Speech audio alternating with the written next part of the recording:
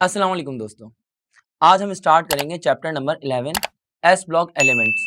अगर हम बात करें सिंध बोर्ड के हिसाब से या कराची बोर्ड के हिसाब से ये चैप्टर नंबर 3 बनता है सेकंड ईयर का, लेकिन हमारी एमडी कैट सीरीज के अंदर ये चैप्टर 11 है। तो आइए जरा इसको स्टार्ट करते हैं। चैप्टर 11 में हम सिर्फ group trends of S block elements को आज डिस्कस करेंगे। तो group trends of S block elements को डिस्कस करने से पहले हमें ये पता होना चाहिए कि एस ब्लॉक एलिमेंट्स कौन से होते हैं। S block elements group 1A और ग्रुप 2A से बिलोंग करते हैं। ग्रुप 1A के एलिमेंट्स हो गए lithium, sodium, potassium, rubidium, caesium और फ्रेंशियम। अगर हम ग्रुप 2A के एलिमेंट्स की बात करेंगे तो ग्रुप 2A के एलिमेंट्स की बात हो जाएगी। सबसे पहला एलिमेंट आ जाएगा बेरिलियम, फिर उसके बाद मैग्नीशियम के बाद कैल्शियम, स्ट्रोंशियम, बेरियम और रेडियम। अब एक बात समझ लीजिए कि कोई भी एलिमेंट जब ग्रुप के टॉप पर होता है तो उसका साइज छोटा होता है। जैसे कि अगर मैं लिथियम की बात करूंगा तो लिथियम का साइज छोटा होगा और पोटेशियम का साइज बड़ा होगा, क्योंकि लिथियम के पास 2 शेल्स होंगे और पोटेशियम के पास 4 शेल्स होंगे। लिथियम के पास टोटल 3 इलेक्ट्रॉन होंगे। लिथियम के पास फर्स्ट शेल में 2 इलेक्ट्रॉन और सेकेंड शेल में 1 इलेक्ट्रॉन होगा। अगर बात करें पोटेशियम की या किसी भी और एलिमेंट की जो इस ग्रुप के नीचे आएगा तो उसके पास इलेक्ट्रॉन्स की तादाद बढ़ जाएगी और इलेक्ट्रॉन्स की तादाद बढ़ने के साथ साथ नंबर ऑफ शेल्स भी बढ़ जाएंगे। जैसे कि अगर पोटेशियम की बात की जाए तो पोटेशियम के पास टोटल 19 इलेक्ट्रॉन्स होंगे और फर्स्ट शेल में 2 इलेक्ट्रॉन, सेकेंड शेल में 8 इलेक्ट्रॉन, थर्ड शेल में 8 इलेक्ट्रॉन। तो 2 + 8 10 हो गए, 10 + 8 18 हो गए और लास्ट शेल में उसके पास 1 इलेक्ट्रॉन होगा। तो उसका साइज बढ़ गया। लेकिन एक बात आपने यहाँ पर नोट करी होगी, वो है valence electrons. Valence electron same रहते हैं, यानी जो भी एलिमेंट सेम ग्रुप के अंदर होगा उसके वैलेंस इलेक्ट्रॉन सेम रहेंगे। सेम ग्रुप तो same number of valence electrons और सारी केमिकल प्रॉपर्टीज इन वैलेंस इलेक्ट्रॉन्स पर ही डिपेंड करती हैं। तो जो एलिमेंट सेम ग्रुप के अंदर बिलोंग करेंगे, एक ही ग्रुप से बिलोंग करेंगे, उन सबकी केमिकल प्रॉपर्टीज एक जैसी होंगी। उनकी केमिकल प्रॉपर्टीज एक जैसी हैं, जैसे कि लिथियम एक ही इलेक्ट्रॉन लॉस करेगा, सोडियम एक ही इलेक्ट्रॉन लॉस करेगा या पोटेशियम भी एक ही इलेक्ट्रॉन लॉस करेगा और आयोनिक बॉन्ड बनाएंगे। ये सब केमिकल प्रॉपर्टीज तो सिमिलर हैं, लेकिन क्योंकि इनका साइज बढ़ता जा रहा है, इनका एटॉमिक मास बढ़ता जा रहा है, तो इनकी फिजिकल प्रॉपर्टीज एक जैसी नहीं होंगी। और इनकी फिजिकल प्रॉपर्टीज को ही जानने के लिए हम ग्रुप ट्रेंड्स यूज करते हैं। ग्रुप ट्रेंड्स के अंदर हम सारी फिजिकल प्रॉपर्टीज को डिस्कस करते हैं कि कब मेल्टिंग पॉइंट ज्यादा होगा, कब मेल्टिंग पॉइंट कब कम होगा, डेंसिटी के ऊपर क्या डिफरेंस आएगा, आयोनाइजेशन पोटेंशियल, इलेक्ट्रॉन एफिनिटी वगैरह वगैरह, ये सब है फिजिकल प्रॉपर्टीज। केमिकल प्रॉपर्टीज सब सेम रहेंगी। तो हम ग्रुप ट्रेंड्स के अंदर सिर्फ और सिर्फ फिजिकल प्रॉपर्टीज को डिस्कस करने लगे हैं। आइए जरा डिस्कस करते हैं। तो हम सबसे पहले आज जो प्रॉपर्टी डिस्कस करने लगे हैं उस प्रॉपर्टी का नाम है एटॉमिक रेडियस। हमने टोटल 10 प्रॉपर्टीज को डिस्कस करना है और वो प्रॉपर्टीज मैंने यहाँ पे एक चार्ट बनाकर लिख दी है। सबसे पहले हम एटॉमिक रेडियस को डिस्कस करते हैं। देखिए एटॉमिक रेडियस की डेफिनेशन क्या है। एटॉमिक रेडियस की डेफिनेशन क्या है कि the distance between nucleus and outermost shell of an atom is called atomic radius. Nucleus से लेके आखिरी शेल तक का फासला किसी भी एटम का कहलाता है एटॉमिक रेडियस। अगर मैं बात करूं, यहाँ पर न्यूक्लियस लिखा हुआ n और यहाँ से वैलेंस शेल तक का जो डिस्टेंस है हम इसको r से शो करते हैं, ये कहलाएगा एटॉमिक रेडियस। लेकिन अगर यही डिस्टेंस किसी आयन का लिया जाए तो फिर वो डिस्टेंस कहलाएगा आयोनिक रेडियस। लेट्स से कि लिथियम एक एटम था और लिथियम के पास एटम की फॉर्म में 2 शेल्स थे। तो पहले शेल में 2 इलेक्ट्रॉन और सेकेंड शेल में 1 इलेक्ट्रॉन था। अब लिथियम के न्यूक्लियस से उसके वैलेंस शेल तक का डिस्टेंस एटॉमिक रेडियस। लेकिन जब लिथियम ने 1 इलेक्ट्रॉन लॉस कर दिया तो अब लिथियम पॉजिटिव आयन बन चुका है Li, लिथियम का कैट आयन बन चुका है Li+ आयन। अब उसके पास सिर्फ एक शेल रह जाएगा और उस शेल में 2 इलेक्ट्रॉन होंगे। तो ये वाला रेडियस कहलाएगा आयोनिक रेडियस। न्यूक्लियस से लेके आउटर मोस्ट शेल तक का डिस्टेंस किसी भी आयन का कहलाता है आयोनिक रेडियस। अब जरा बात करते हैं इनके ग्रुप ट्रेंड्स की, क्योंकि ग्रुप ट्रेंड्स के अंदर हमने डेफिनेशन को नहीं डिस्कस करना, ये जानना है कि कब एटॉमिक रेडियस ज्यादा होगा या कब एटॉमिक रेडियस कम होगा। तो टू द पॉइंट बात करते हैं। देखिए अगर हम ग्रुप वाइज बात करें टॉप टू बॉटम पे क्या होगा कि नंबर ऑफ शेल्स बढ़ते चले जाएंगे। टॉप टू बॉटम में आप ऐसे समझ लें जैसे पीरियड नंबर 1 है, पीरियड नंबर 1 के पास एक शेल होगा, पीरियड नंबर 1 में जितने भी एलिमेंट्स हैं उनके पास एक ही शेल होगा, और पीरियड नंबर 2 में जितने भी एलिमेंट्स हैं उन सब के पास टोटल 2 शेल्स होंगे। और इसी तरह से आते आते पीरियड नंबर 6 या 7 पर नंबर ऑफ शेल्स की तादाद बढ़ जाएगी। अगर पीरियड 7 है तो 7 शेल्स होंगे। तो होगा क्या, ऊपर से नीचे आते हुए नंबर ऑफ शेल्स बढ़ते जाएंगे, जिससे एटॉमिक रेडियस भी बढ़ जाएगा। जब एटॉमिक रेडियस बढ़ जाएगा तो आयोनिक रेडियस अल्टीमेटली बढ़ जाएगा।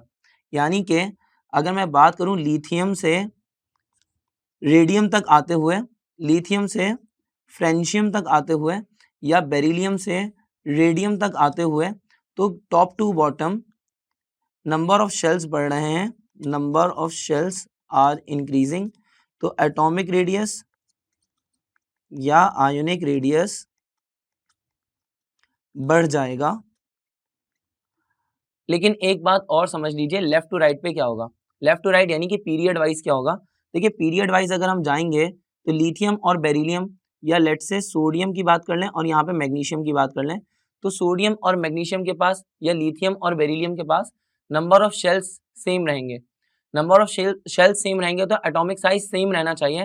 लेकिन यहाँ पर एक चीज हमें समझने पड़ेगी, वो है intermolecular force of attraction.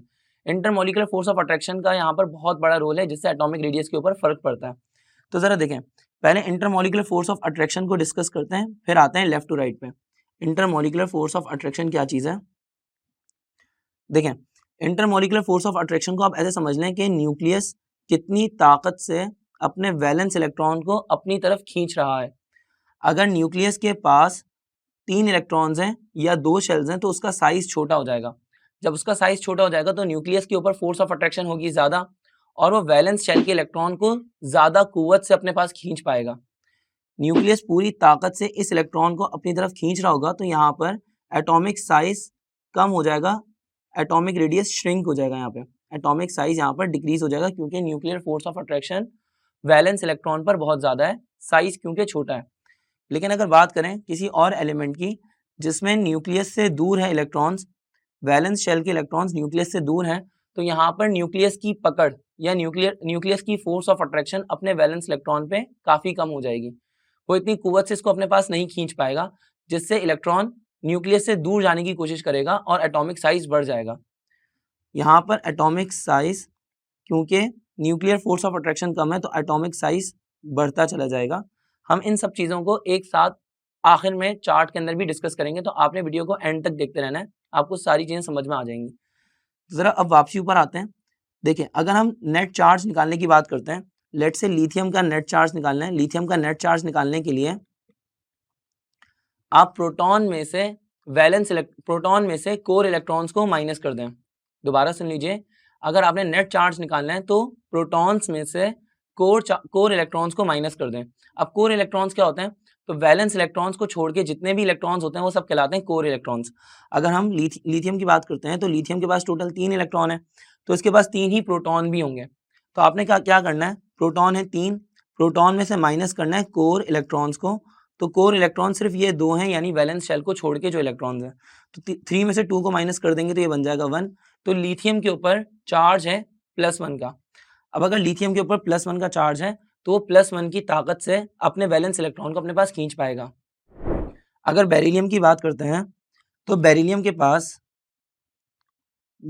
Pass total 4 electrons होंगे। पहले शेल में 2 इलेक्ट्रॉन होंगे और सेकंड शेल में 2 इलेक्ट्रॉन होंगे। अगर इसका नेट चार्ज निकालना है तो प्रोटॉन में से कोर इलेक्ट्रॉन्स को माइनस कर दें। प्रोटॉन इसके पास हो जाएंगे 4 और कोर इलेक्ट्रॉन्स इसके पास 2 हैं, तो यहाँ पर 4 - 2 न्यूक्लियर चार्ज आ जाएगा +2। तो यहाँ पे बेरिलियम के ऊपर न्यूक्लियर चार्ज हो जाएगा +2। अब ये +2 की ताकत से अपने वैलेंस शेल के इलेक्ट्रॉन्स को अपने पास खींचेगा। तो जाहिर ही बात है कि इसके ऊपर न्यूक्लियर फोर्स ऑफ अट्रैक्शन ज़्यादा है या न्यूक्लियर चार्ज ज़्यादा है, तो ये ज़्यादा कुव्वत से अपने पास खींच पाएगा वैलेंस इलेक्ट्रॉन को, जिससे इसका साइज कम हो जाएगा। तो हम कह सकते हैं कि लिथियम का साइज बड़ा होगा और बेरिलियम का साइज छोटा हो जाएगा। इसी तरह से एल्यूमिनियम का साइज और छोटा हो जाएगा, क्योंकि न्यूक्लियर फोर्स ऑफ अट्रैक्शन बढ़ती चली जाएगी। और सेम इसी तरह से left to right nuclear force of attraction बढ़ने से साइज छोटे होते चले जाएंगे। आइए ज़रा आगे बढ़ते हैं। हम दो तीन चीज़ें डिस्कस कर चुके हैं। सबसे पहले हमने जो चीज़ डिस्कस की है वो है एटॉमिक रेडियस और फिर आयोनिक रेडियस, और उसके बाद हमने न्यूक्लियर फोर्स ऑफ अट्रैक्शन को डिस्कस किया। एटॉमिक रेडियस भी समझ आ गया, आयोनिक रेडियस भी। न्यूक्लियर फोर्स ऑफ अट्रैक्शन बहुत आसान है, वैलेंस इलेक्ट्रॉन अगर न्यूक्लियस से दूर है तो न्यूक्लियर फोर्स ऑफ अट्रैक्शन कम, और वैलेंस इलेक्ट्रॉन अगर न्यूक्लियस के करीब है तो न्यूक्लियर फोर्स ऑफ अट्रैक्शन ज़्यादा। ये तीन चीज़ें अब जब हमने डिस्कस कर ली हैं तो हमें अब तीन चीज़ें और समझ आ जाएंगी। वो तीन चीज़ें हैं आयनाइजेशन पोटेंशियल, इलेक्ट्रॉन एफिनिटी और इलेक्ट्रोनेगेटिविटी। अब ये तीन चीज़ें डिस्कस करके हम अगले टॉपिक्स पर चलेंगे। आइए बात करते हैं आयनाइजेशन पोटेंशियल की। आयोनाइजेशन पोटेंशियल और एक और चीज़ को साथ में डिस्कस करते हैं, वो चीज़ है इलेक्ट्रॉन एफिनिटी। आयोनाइजेशन पोटेंशियल की डेफिनेशन ये है कि एनर्जी रिक्वायर्ड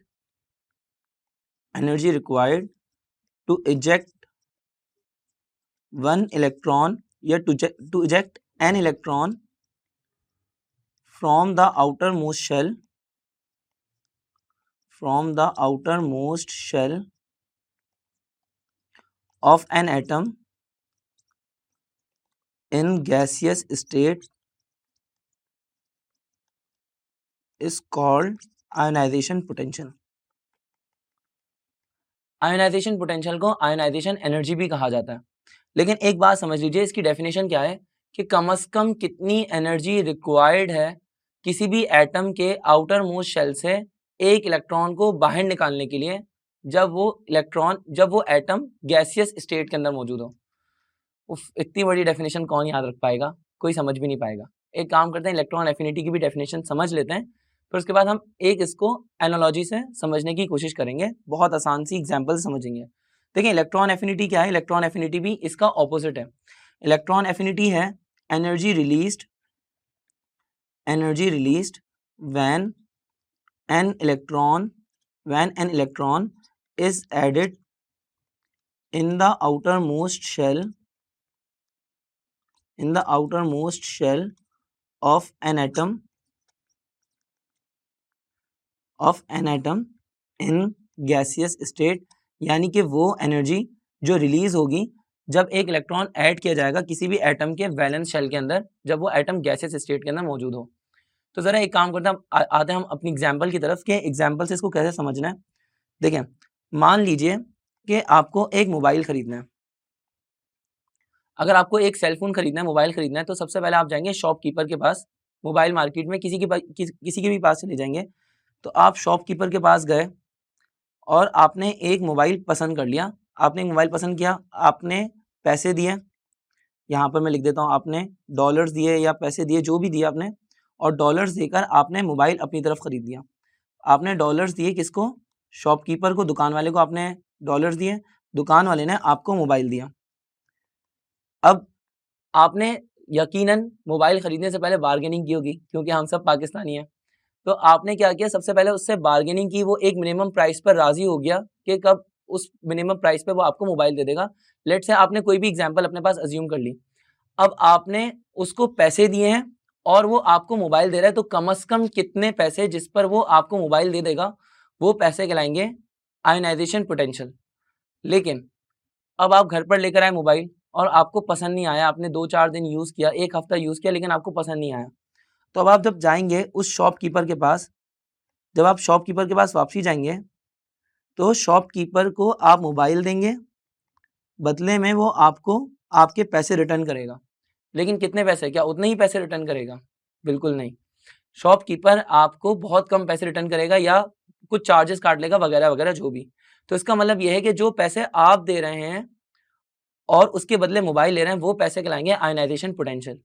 लेकिन जो पैसे आपको शॉपकीपर दे रहा है, वो पैसे कहलाएंगे इलेक्ट्रॉन एफिनिटी। सिर्फ नजरिए का डिफरेंस है, यानी कि एक शख्स सेम एनर्जी प्रोवाइड कर रहा है, तो सेम एनर्जी में वो कहला रहा है आयोनाइजेशन पोटेंशियल, और सामने वाले बंदे के रेफरेंस से अगर वो सामने वाला बंदा एनर्जी को रिलीज कर रहा है, तो सामने वाले बंदे के रेफरेंस से ये कहलाएगा इलेक्ट्रॉन एफिनिटी।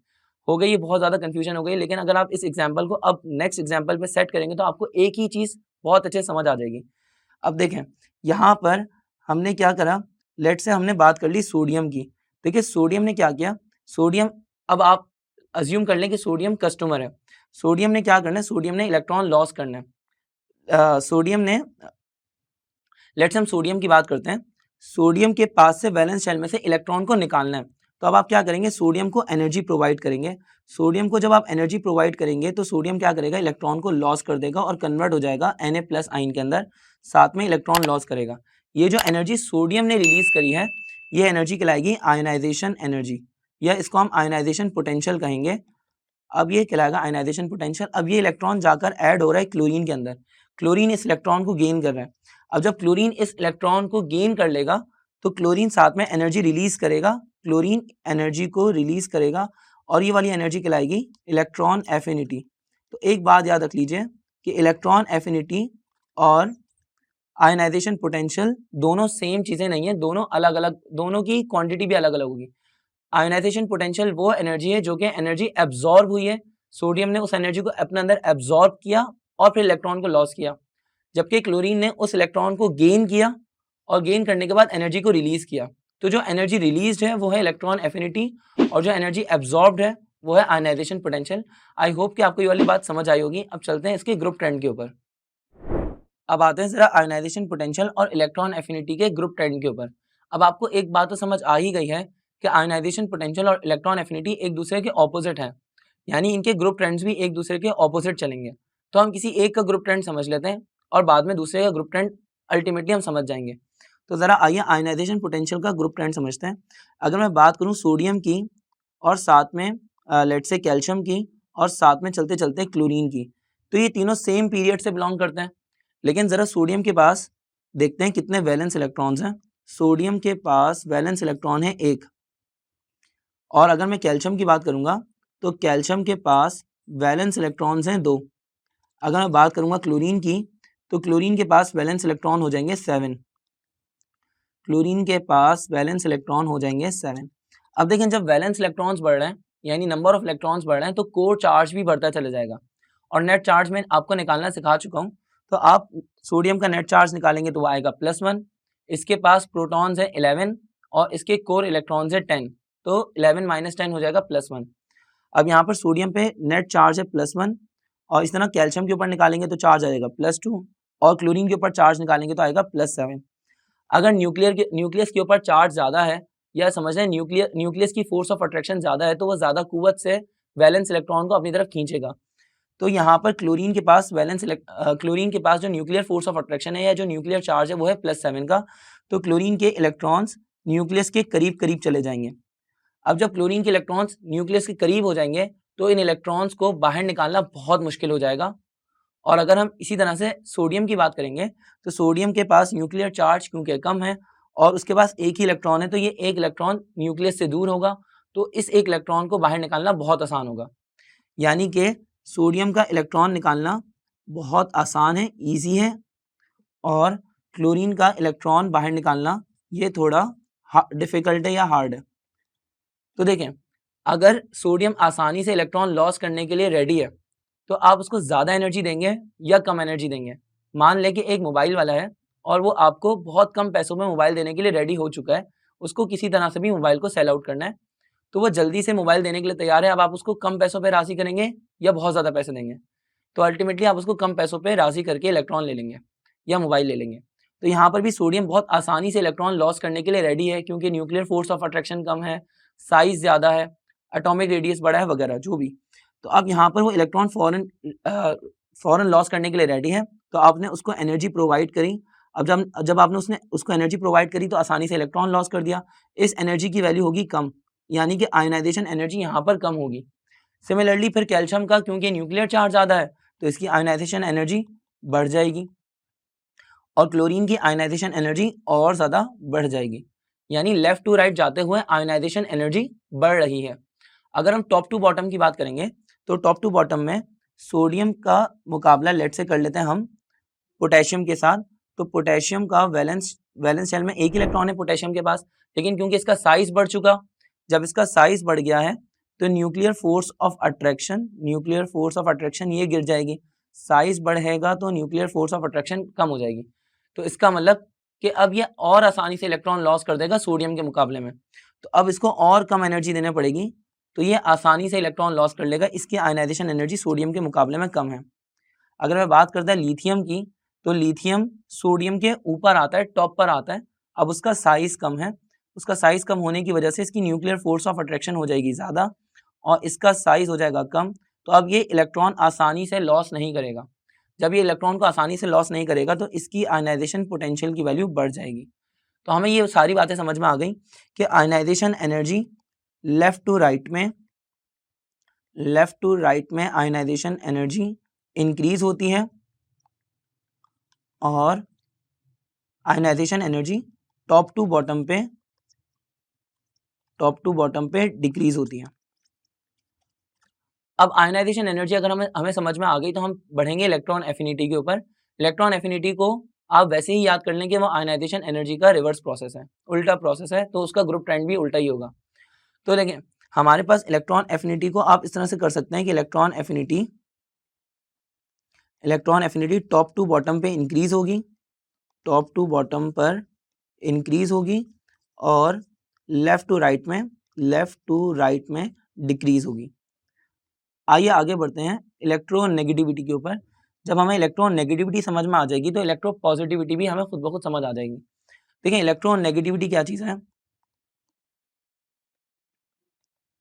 इलेक्ट्रोनेगेटिविटी एक टेंडेंसी है शेयर्ड पेयर ऑफ इलेक्ट्रॉन को अपनी तरफ खींचने की, यानी कि जो पार्टी ज़्यादा ताकतवर होती है वो कोवेलेंट बॉन्डिंग के अंदर शेयर्ड पेयर ऑफ इलेक्ट्रॉन को ज़्यादा ताकत से अपने पास खींच के रखने की कोशिश करते हैं। ये कहलाती है इलेक्ट्रोनेगेटिविटी।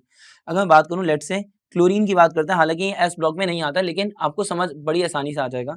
अगर मैं लेट से क्लोरीन की बात करता हूँ और क्लोरीन के पास टोटल 3 शेल्स हैं और अगर मैं बात करूँ हाइड्रोजन की तो हाइड्रोजन के पास एक ही शेल है और हाइड्रोजन के पास एक ही इलेक्ट्रॉन है। अब क्लोरीन के पास वैलेंस शेल में 7 इलेक्ट्रॉन्स हैं, तो क्लोरीन और हाइड्रोजन एक एक इलेक्ट्रॉन शेयर कर लेते हैं ताकि दोनों का वैलेंस शेल कंप्लीट हो सके। हाइड्रोजन को डुप्लेट रूल फॉलो करना है और क्लोरीन को ऑक्टेट रूल फॉलो करना है, यानी क्लोरीन चाहता है कि उसके पास 8 इलेक्ट्रॉन्स हो जाएं और हाइड्रोजन चाहता है कि उसके पास 2 इलेक्ट्रॉन्स हो जाएं, तो दोनों शेयरिंग करके अपने अपने मतलब को पूरा कर लेते हैं। लेकिन अब आप जरा देखें, हाइड्रोजन का न्यूक्लियर चार्ज है बहुत कम और हाइड्रोजन का साइज भी बहुत छोटा है। क्लोरीन का न्यूक्लियर चार्ज बहुत ज़्यादा है, यानी कि क्लोरीन का न्यूक्लियर चार्ज है +7 और क्लोरीन का साइज बड़ा है, उसके पास वैलेंस शेल में इलेक्ट्रॉन्स भी ज़्यादा है। अब देखिए shared pair of electron chlorine के पास घूमते हुए टाइम लगाएगा क्योंकि क्लोरीन का साइज बड़ा है और क्लोरीन की न्यूक्लियर फोर्स ऑफ अट्रैक्शन ज़्यादा है। लेकिन ज़रा देखते जाएं, जैसे हाइड्रोजन की बारी आई तो ये घूम के फ़ौरन किसके पास चला गया? क्लोरीन के पास। तो यहाँ पर ये क्लोरीन के पास ज़्यादा टाइम के लिए और हाइड्रोजन के पास कम टाइम के लिए घूम रहा है, तो इसका मतलब ये है कि क्लोरीन ने तकरीबन इस इलेक्ट्रॉन को खींच ही लिया है अपने पास और हाइड्रोजन ने तकरीबन इस इलेक्ट्रॉन को लूज ही कर दिया है। तो इसीलिए क्लोरीन के ऊपर पार्शियल नेगेटिव चार्ज आएगा और हाइड्रोजन के ऊपर पार्शियल पॉजिटिव चार्ज आएगा। क्लोरीन की ये टेंडेंसी कि वो शेयर्ड पेयर ऑफ इलेक्ट्रॉन को अपने पास खींच पा रहा है, ये टेंडेंसी कहलाती है इलेक्ट्रोनेगेटिविटी। और हाइड्रोजन की ये टेंडेंसी कि वो electron shared pair of electron को अपने से दूर भेज पा रहा है, उसकी ये टेंडेंसी कहलाती है इलेक्ट्रोपॉजिटिविटी। इलेक्ट्रोपॉजिटिविटी को मेटालिक कैरेक्टर भी कहते हैं। इलेक्ट्रोपॉजिटिविटी को मेटालिक कैरेक्टर भी कहा जाता है। तो अब आते हैं एस ब्लॉक एलिमेंट्स के ऊपर वापसी। देखें एस ब्लॉक एलिमेंट्स के अंदर लिथियम, सोडियम, पोटेशियम, रुबिडियम जो भी हैं ये सब मेटल्स हैं, चाहे अल्कली मेटल्स हों ग्रुप 1A के या ग्रुप 2A के अल्कलाइन अर्थ मेटल्स, ये सब मेटल्स हैं। तो ये सब मेटालिक कैरेक्टर शो करते हैं, यानी कि सब आसानी से इलेक्ट्रॉन को लॉस करते हैं। तो इनकी इलेक्ट्रोनेगेटिविटी कम होती है, इनकी इलेक्ट्रोपॉजिटिविटी ज़्यादा होती है। लिथियम से लेके अगर मैं बात करूं फ्रेंशियम तक आते हुए यानी टॉप टू बॉटम पर इलेक्ट्रोपॉजिटिविटी बढ़ती है, यानी कि मेटालिक कैरेक्टर बढ़ता जाता है। अगर मेटालिक कैरेक्टर बढ़ रहा है तो इलेक्ट्रोनेगेटिविटी अल्टीमेटली कम हो जाएगी। लेकिन अगर इसी तरह से हम बात करें लिथियम से फ्लोरीन तक जाते हुए, यानी कि लेफ्ट टू राइट पे जाते हुए, तो लेफ्ट टू राइट पर जाते हुए क्या होगा? लेफ्ट टू राइट पर जाते हुए ये इलेक्ट्रोनेगेटिविटी बढ़ती चली जाएगी और इलेक्ट्रोपॉजिटिविटी कम होती चली जाएगी, यानी कि मेटालिक कैरेक्टर कम होता चला जाएगा। तो हमें इलेक्ट्रोनेगेटिविटी भी समझ आ गई है और इलेक्ट्रोपॉजिटिविटी भी समझ आ गई है। अब आखिरी चंद प्रॉपर्टीज़ रह गई हैं, उन प्रॉपर्टीज़ को समेट कर हम इसको एक चार्ट में बंद करते हैं। अब हम स्टार्ट करेंगे density, melting point, boiling point और शील्डिंग इफेक्ट। लेकिन अगर आपने अभी तक हमारा चैनल सब्सक्राइब नहीं किया है तो सबसे पहले चैनल को सब्सक्राइब कर लीजिए और साथ में बेल आइकन को भी प्रेस कर लीजिए। आइए बढ़ते हैं डेंसिटी की तरफ। डेंसिटी एक ऐसा फैक्टर है जो कि लेफ्ट टू राइट भी बढ़ता है और टॉप टू बॉटम भी बढ़ता है। डेंसिटी का मतलब है मास और वॉल्यूम का रेशो। अगर मैं डेंसिटी की बात करता हूं तो देखें लेफ्ट टू राइट जाते हुए एटॉमिक मास इंक्रीज होता रहता है, और साथ में एटॉमिक वॉल्यूम डिक्रीज होता रहता है, हो रहा होता है।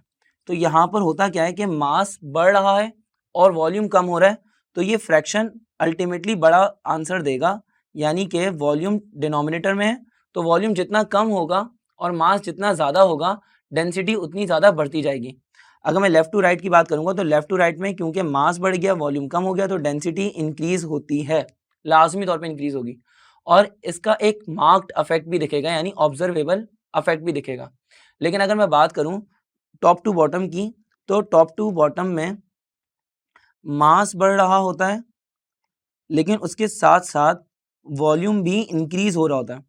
मास भी बढ़ रहा है और वॉल्यूम भी इंक्रीज हो रहा है, तो भी डेंसिटी बढ़ती जाती है, लेकिन इतना ज़्यादा मार्क्ड अफेक्ट या इतना ज़्यादा ऑब्जर्वेबल अफेक्ट जिसको आप ऑब्जर्व कर सकें, उतना ज़्यादा ऑब्जर्वेबल अफेक्ट नहीं दिखता। यानी कि डेंसिटी टॉप टू बॉटम पे आते हुए बढ़ती ज़रूर है, लेकिन बहुत ज़्यादा अच्छे तरीके से इसका मुशाहिदा करना थोड़ा मुश्किल होगा। डेंसिटी इसलिए बढ़ती है क्योंकि मास और वॉल्यूम का रेशो बढ़ता चला जा रहा है। आइए आगे बढ़ते हैं मेल्टिंग पॉइंट और बॉइलिंग पॉइंट के ऊपर। तो मेल्टिंग पॉइंट और बॉइलिंग पॉइंट एक चीज़ के ऊपर डिपेंड करते हैं, वो चीज़ है साइज, और दूसरी चीज़ के ऊपर डिपेंड करते हैं इंटरमोलिकुलर फोर्स ऑफ अट्रैक्शन। इस चीज़ को भी हम लोग पहले डिस्कस कर चुके हैं। लेट्स से अगर मैं ग्रुप 1A की बात करूँगा तो ग्रुप 1A का साइज क्योंकि बड़ा है और साथ साथ में ग्रुप 1A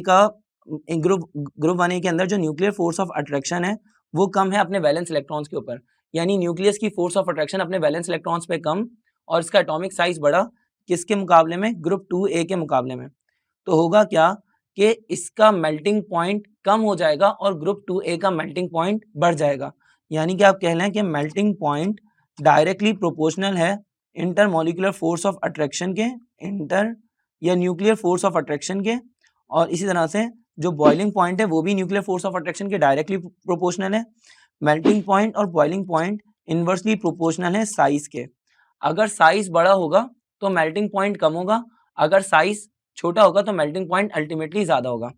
तो देखें यहाँ पर साइज बड़ा है तो होगा क्या कि न्यूक्लियर फोर्स ऑफ अट्रैक्शन कम और मेल्टिंग पॉइंट भी कम। मेल्टिंग पॉइंट कम तो बॉइलिंग पॉइंट भी कम। लेकिन अगर बात करते हैं लेट्स से ग्रुप 2A के एलिमेंट की, तो ग्रुप 2A के एलिमेंट में क्योंकि न्यूक्लियर फोर्स ऑफ अट्रैक्शन ज़्यादा है और साइज छोटा है तो इसका मेल्टिंग पॉइंट बढ़ जाएगा और साथ साथ में इसका बॉइलिंग पॉइंट भी बढ़ जाएगा। तो मेल्टिंग पॉइंट और बॉइलिंग पॉइंट का ट्रेंड हमें समझ में आ गया होगा। आखिरी चीज़ है शील्डिंग अफेक्ट। लेकिन शील्डिंग अफेक्ट को समझने से पहले अगर आपने अभी तक एमडी कैट की तैयारी स्टार्ट नहीं की है तो आप सबसे पहले एमडी कैट की तैयारी स्टार्ट कर लीजिए। वो आप कैसे कर सकते हैं कि डिस्क्रिप्शन में लिंक गिवन है और वहाँ पर एमडी कैट या ई कैट का जो भी कोर्स आपको बाय करना है वो आप जाकर बाय कर सकते हैं। वहाँ पर आपको 8000 MCQs मिल जाएंगे और सोल्यूशन वीडियोज़ के साथ में मिल जाएंगे। वहाँ से जाएँ, अपनी तैयारी बेहतर से बेहतर बनाएं और आगे बढ़ें। आइए बढ़ते हैं शील्डिंग अफेक्ट की तरफ। तो शील्डिंग अफेक्ट क्या चीज़ है? शील्डिंग अफेक्ट रिपल्जन है वैलेंस इलेक्ट्रॉन और कोर इलेक्ट्रॉन्स के दरमियान में, यानी आप इसको इनर रिपल्जन भी कह सकते हैं। अगर हम बात करते हैं लेट्स से सोडियम की, लेट्स हम बात कर लेते हैं किसी भी न्यूक्लियस की, तो न्यूक्लियस के आसपास में जो शेल्स हैं उन शेल्स में इलेक्ट्रॉन्स होंगे और साथ ही साथ वैलेंस शेल में भी इलेक्ट्रॉन्स होंगे। तो ये इलेक्ट्रॉन्स एक दूसरे को रिपेल करेंगे। अगर आप देखेंगे यहाँ पर ये इलेक्ट्रॉन्स एक दूसरे को यहाँ पर रिपेल करने की कोशिश कर रहे हैं। अगर ये इलेक्ट्रॉन्स आपस में एक दूसरे को रिपेल करने की कोशिश करेंगे तो इनके दरमियान का स्पेस बढ़ जाएगा, इनके दरमियान का साइज बढ़ जाएगा, जिससे कि कोर इलेक्ट्रॉन्स न्यूक्लियस के ज़्यादा करीब हो जाएंगे और वैलेंस इलेक्ट्रॉन्स न्यूक्लियस से ज़्यादा दूर हो जाएंगे। इस अफेक्ट को कहा जाता है शील्डिंग अफेक्ट, यानी कि न्यूक्लियस की सराउंडिंग में एक शील्ड बन जाएगी। न्यूक्लियस की सराउंडिंग में इलेक्ट्रॉन्स की एक शील्ड बन जाएगी। इस शील्ड की वजह से हम इस अफेक्ट को शील्डिंग अफेक्ट भी कह सकते हैं। अब इनर इलेक्ट्रॉन्स जितने ज़्यादा होंगे या वैलेंस इलेक्ट्रॉन्स जितने ज़्यादा होंगे, रिपल्जन भी उतनी ही ज़्यादा होगी और शील्डिंग अफेक्ट भी बढ़ जाएगा। अगर बात कर लें, लेट्स से अगर हम ग्रुप 7A की बात करेंगे तो ग्रुप 7A में हमारे पास वैलेंस शेल में 7 इलेक्ट्रॉन होंगे। और अगर आप टॉप टू बॉटम पे बात करेंगे तो टॉप टू बॉटम पे कोर इलेक्ट्रॉन्स की तादाद भी बढ़ती चली जाएगी। अगर नंबर ऑफ इलेक्ट्रॉन्स भी बढ़ रहे हैं जो कि कोर इलेक्ट्रॉन्स के अंदर मौजूद है, और साथ साथ में जो वैलेंस इलेक्ट्रॉन्स हैं उनकी तादाद भी बढ़ रही है, तो इनर रिपल्शन बढ़ रही होगी, तो इसीलिए शील्डिंग इफेक्ट इंक्रीज होता चला जाएगा। अब हम एक काम करते हैं, जो भी चीज़ें हमने आज के दिन इस वीडियो के अंदर समझी हैं उसको एक चार्ट में समराइज करते हैं और फिर इस वीडियो को ख़त्म करते हैं। तो ज़रा आगे बढ़ें, हम एक ये चार्ट बना रहे हैं। लेट्स से हमारे पास ये प्रॉपर्टीज़ हैं और आपने इस प्रॉपर्टीज़ को आंसर करते रहना है अपने पास ही किसी नोटबुक के अंदर मेरे लिखने से पहले। लेट्स से हमारे पास कुछ प्रॉपर्टीज़ हैं, टॉप टू बॉटम उसका ट्रेंड पढ़ रहे हैं हम, और लेफ़्ट टू राइट में उसका ट्रेंड पढ़ेंगे। तो देखें, यहाँ पर सबसे पहले हमने जो प्रॉपर्टी डिस्कस करी थी वो थी एटॉमिक रेडियस और आयोनिक रेडियस। अगर एटॉमिक रेडियस की बात करेंगे तो atomic radius top to bottom increase हुआ और लेफ्ट टू राइट डिक्रीज हुआ। अगर हम आयोनिक रेडियस की बात करेंगे तो आयोनिक रेडियस भी टॉप टू बॉटम में इंक्रीज हुआ और लेफ्ट टू राइट में डिक्रीज हुआ। अगर हम बात करते हैं न्यूक्लियर फोर्स ऑफ अट्रैक्शन की, तो nuclear force of attraction top to bottom पे डिक्रीज हुई और लेफ्ट टू राइट में इंक्रीज हुई। और अगर हम बात करें आयनाइजेशन पोटेंशियल की, तो ionisation potential top to bottom पे आयनाइजेशन पोटेंशियल जो था वो टॉप टू बॉटम पे डिक्रीज हो रहा था और लेफ्ट टू राइट में इंक्रीज हो रहा था। इसी तरह से अगर हम बात करते हैं इलेक्ट्रॉन एफिनिटी की, तो इलेक्ट्रॉन एफिनिटी रिवर्स प्रोसेस है आयनाइजेशन पोटेंशियल का। तो आयनाइजेशन पोटेंशियल डिक्रीज हो रहा है top to bottom, electron affinity increase हो जाएगी और लेफ्ट टू राइट में ये डिक्रीज हो जाएगी। अगर हम बात करते हैं इलेक्ट्रोनेगेटिविटी की, तो इलेक्ट्रोनेगेटिविटी टॉप टू बॉटम पे डिक्रीज होती है और लेफ्ट टू राइट में इंक्रीज होती है। अगर हम बात करें मेल्टिंग पॉइंट और बॉइलिंग पॉइंट की, तो मेल्टिंग पॉइंट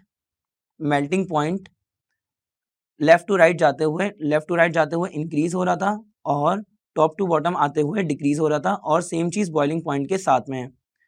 अगर हम बात करें आखिरी चीज़ की जो कि है डेंसिटी, तो डेंसिटी टॉप टू बॉटम पे भी इंक्रीज हो रही थी और लेफ्ट टू राइट में भी इंक्रीज हो रही थी। चैप्टर नंबर 3 यानी एस ब्लॉक एलिमेंट्स, इसके ग्रुप ट्रेंड्स यहाँ पर एंड होते हैं। सेम ग्रुप ट्रेंड्स हम पी ब्लॉक एलिमेंट्स के अंदर भी फॉलो करेंगे। अगर आपने अभी तक ई कैट या एम डी कैट की तैयारी स्टार्ट नहीं की है तो डिस्क्रिप्शन में जाएं, वहाँ पर एक लिंक मौजूद है जो आपको मकसद ऐप की तरफ ले जाएगा। मकसद ऐप के पास पेपर्स में जाएं, ई कैट या एम डी कैट का बंडल जो भी आपको तैयारी करनी है वो बंडल बाय कर लीजिए। वहाँ पे आपको 8000 MCQs मिल जाएंगे, क्योंकि सिर्फ इतनी तैयारी यहाँ पे कर लेना काफ़ी नहीं है। 8000 MCQs आप करिए, सोल्यूशन वीडियोस के साथ में करिए और साथ साथ में अपनी तैयारी को और बेहतर बनाइए। मिलते हैं आपसे एक नेक्स्ट वीडियो में, अपना ख्याल रखिए, अल्लाह हाफिज़।